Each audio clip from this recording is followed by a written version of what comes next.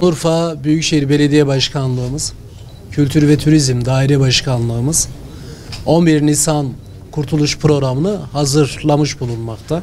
11 Nisan Urfa'nın kurtuluşu. Biz şehir olarak ecdatlarımız Şanlıurfa'mızı birlikte kurtardılar. Ve dolayısıyla istiyoruz ki 11 Nisan programını da Şanlıurfalı hemşehrilerimle birlikte kutlayalım. Sloganımız bu. Ecdat birlikte kurtardı. Şanlıurfalı hemşehriler olarak birlikte yaşayalım, birlikte kutlayalım. Değerli arkadaşlar, 11 Nisan Kurtuluş programımız 6 Nisan'da başlıyor.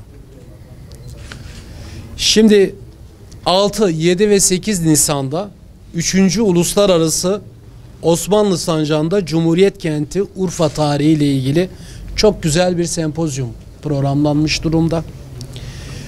Yine bununla ilgili detaylar Osmanlı Sancağı'nda Cumhuriyet Kenti'nde Urfa tarihi konferansı, konuşmacı Talha Uğurluel katılıyor.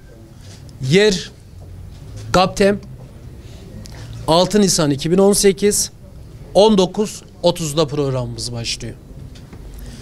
Program sizlere dağıtılacak. Yine 11 Nisan Kurtuluş Resim Sergisi açılışımız da 7 Nisan 2018'de belediyemizin sergi salonunda ve saat 14'te Kurtuluş sergimizin açılışı yapılıyor.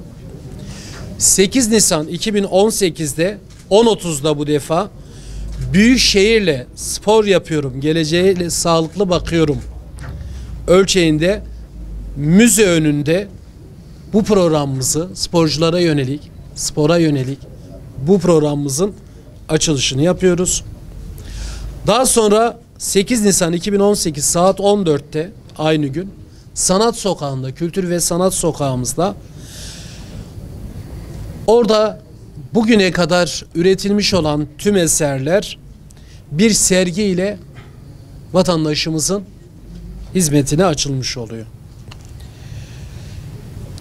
O günün yani 8 Nisan 19.30 son programımız Mehmet Akif İnan konferans salonumuzda İhsan Süreyya Sırman'ın katılımıyla bir konferans gerçekleşecek.